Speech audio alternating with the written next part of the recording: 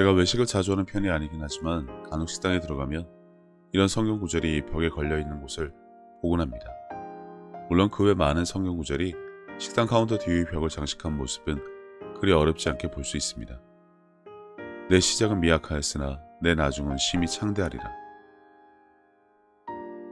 그때마다 사장님이 교회 다니시는구나 라는 생각이 드는데 이게 부적도 아니고 벽에 왜 걸어뒀나 싶은 궁금증이 듭니다. 이 말씀을 벽에 걸면서 과연 무엇을 기대했는지, 벽에서 이 말씀은 무엇을 하고 있을지, 그동안 이 식당에 어떤 효과를 내었는지 그런 생각 말이죠.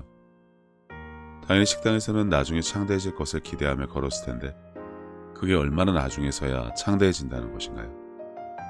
매장 오픈할 때 걸었을 테니 그것은 미약한 시작이고 나중에 창대해진다는 것은 매장 접을 때쯤 소문 좀 나면 별점 쌓이면 당연히 걸어두면 저절로 식당이 번창해서 잘 되는 것은 아닙니다. 식당이라면 얼마나 성실하고 정성을 들여 음식을 내놓는지, 물건을 파는 곳이라면 상품의 품질과 서비스가 승패를 가르는 관건이 될 테지만 어떻게 하면 나중에 심히 창대해진다는 것인지 도통 모르겠습니다. 창대라는 말을 잘 쓰지를 않아서 더 그런지 모르겠지만 그 뜻을 보면 식당에서 세력이 번창하고 왕성할 일이 뭐가 있을까요? 그냥 열심히 하겠습니다. 맛과 정성으로 승부를 걸고 있습니다가 고객들에게 다가오지 않을까 싶습니다.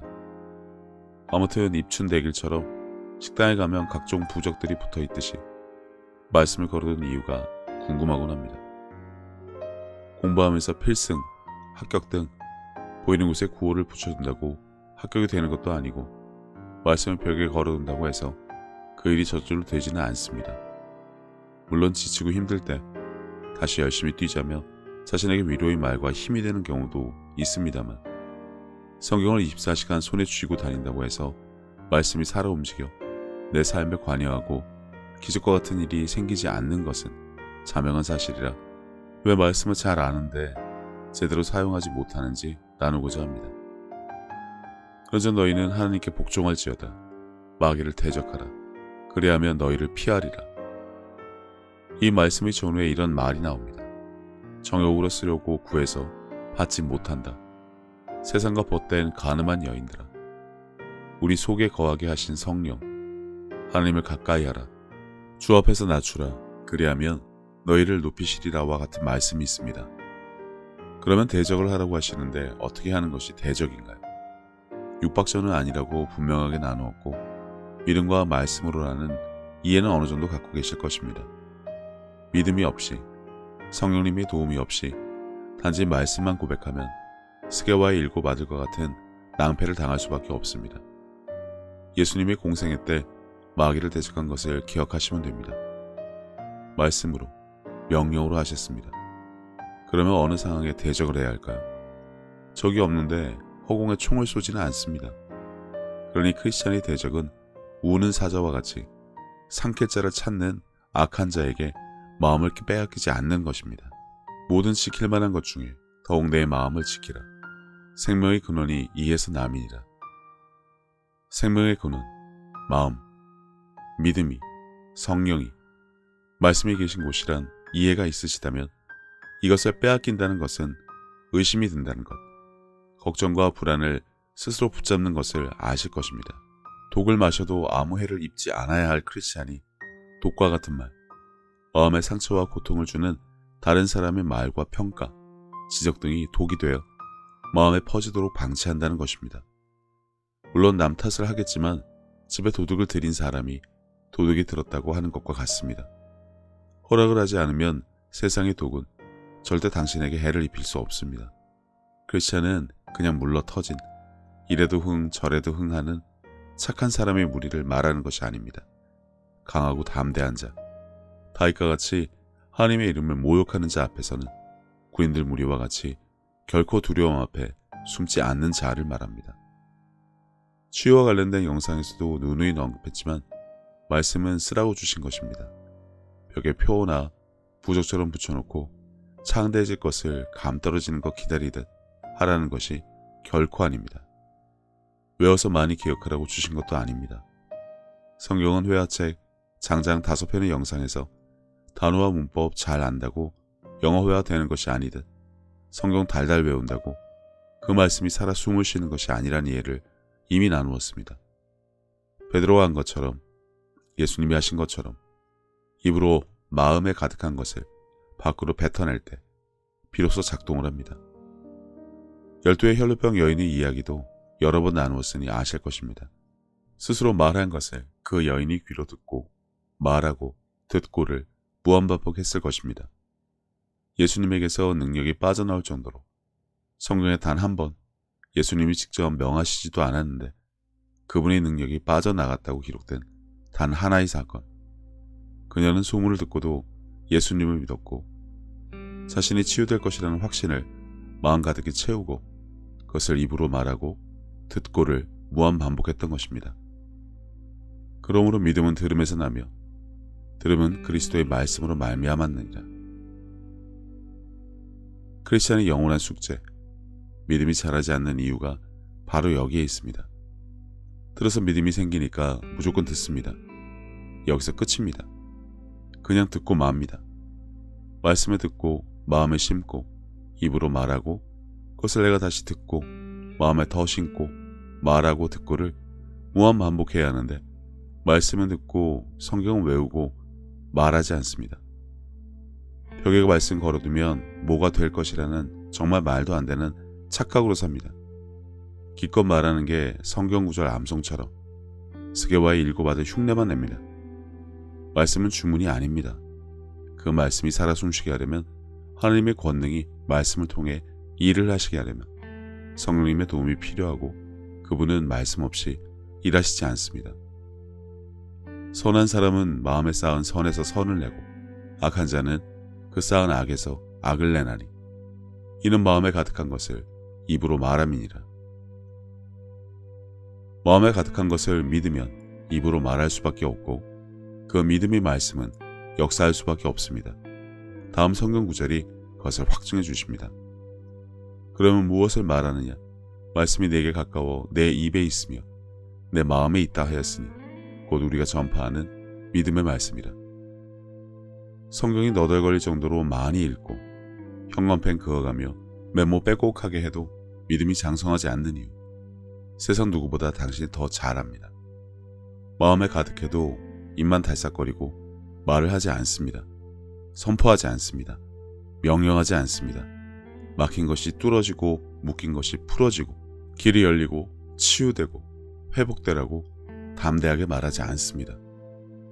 내가 천국 열쇠를 내게 주리니 내가 땅에서 무엇이든지 매면 하늘에서도 매일 것이요 내가 땅에서 무엇이든지 풀면 하늘에서도 풀리리라 하시고 누구나 하는 이 말씀에서 과연 무엇으로 묶고 무엇으로 풉니까? 하늘에서조차 묶고 풀리게 하는 것이 믿음의 말씀이란 이해를 무조건 가지셔야 합니다. 내 입술의 말이 내가 듣고 심어 마음에 가득한 말씀을 담대하게 고백할 때 그 일이 일어나고 비로소 말씀을 통해 하나님의 권능이 이 땅에 나타나십니다.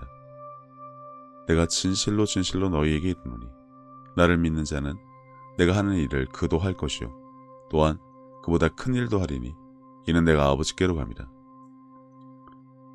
제가 아직까지 예수님이 하신 일보다 큰 일이 무엇인지 몰라 무척이나 궁금합니다만 예수님보다 큰 일을 하실 수 있는 분은 하나님이 유일하시니 하나님의 모양과 형상으로 만들어진 우리가 하나님의 말로 세상을 창조하신 것처럼 우리도 말로 창조하고 세상을 다스리는 것이 아닐까 싶은 생각을 합니다. 그러면 마땅히 할 일은 담대하게 말씀을 풀어놓는 것입니다. 믿음으로 말이죠. 변하라고, 바뀌라고, 끊어지라고, 풀리라고, 묶이라고, 뚫리라고, 해결되라고, 잠잠하라고 말입니다. 말씀과 마음과 입술의 선포, 이 세 가지가 어우러질 때 비로소 말씀은 살아 움직이시게 됩니다. 이전 영상 포레스트 검프의 치유에서도 나누었습니다만 담대하게 믿음으로 선포함으로 질병에서 자유로워질 수 있습니다. 곧 올릴 백부장과 수로보닉의 여인의 이야기를 통해 예수님이 유일하게 언급하신 큰 믿음 편에서 보다 자세한 내용 다루도록 하겠지만 아무튼 오늘 나눈 내용만 이해하셔도 지금껏 보내온 삶과 다른 삶을 살 수 있습니다. 그 놀라움과 기쁨은 이루 말할 수 없습니다. 하나님은 우리 모두가 그것을 알고 누리며 세상을 다스리시기 원하십니다. 이 출발점은 바로 구원이고 그것 또한 믿음으로 받은 선물입니다. 귀로 듣기만 하고 눈으로 읽기만 하라고 성경을 통해 말씀을 주시지 않았다는 이해로 당장 입으로 말씀을 선포해서 하나님의 놀라우신 능력을 체험하는 삶을 살게 되시기 바랍니다. 믿는 자라면 누구나 할 수 있습니다. 아니, 믿음으로 누구나 입을 열어 담대하게 말해야만 합니다. 그것이 바로 하나님께 영광을 올리는 길이기 때문입니다. 예수님께서는 내 마음을 다하고 목숨을 다하고 뜻을 다하고 힘을 다하여 주 너의 하나님을 사랑하라 하신 것이요. 둘째는 이것이니 내 이웃을 내 자신과 같이 사랑하나보다 더 큰 계명은 없다고 하셨습니다. 생각해보면 믿는 사람들은 이미 하나님께 받은 것이 너무나 많은 것을 아는 자들입니다.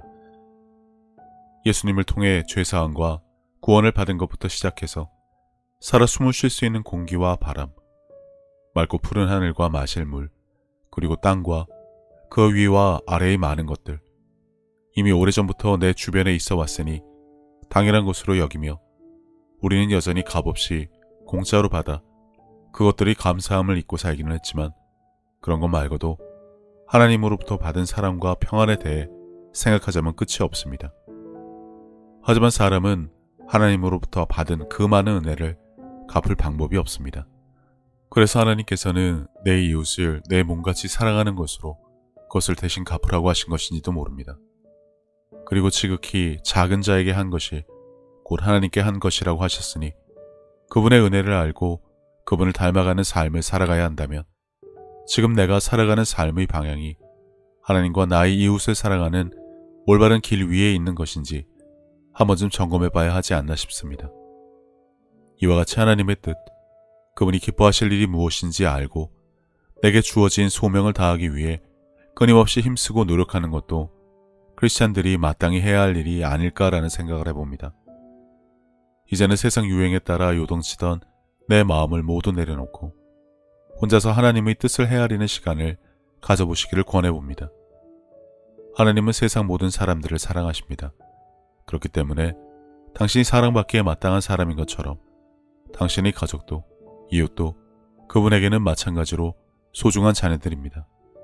당신이 어려운 상황을 겪었을 때 하나님께서 당신의 삶에 관여하실 수 있도록 마음의 문을 열고 그분을 신뢰하며 동행하는 삶을 살아왔듯이 이제 당신도 다른 사람들에게 먼저 다가가서 손을 내미는 귀한 삶이 되어주시기를 바랍니다. 예수님께서 주신 새 계명, 서로 사랑하라. 저도 늘 제 자리에서 최선을 다하여 섬기고 사랑하며 살도록 하겠습니다. 감사합니다.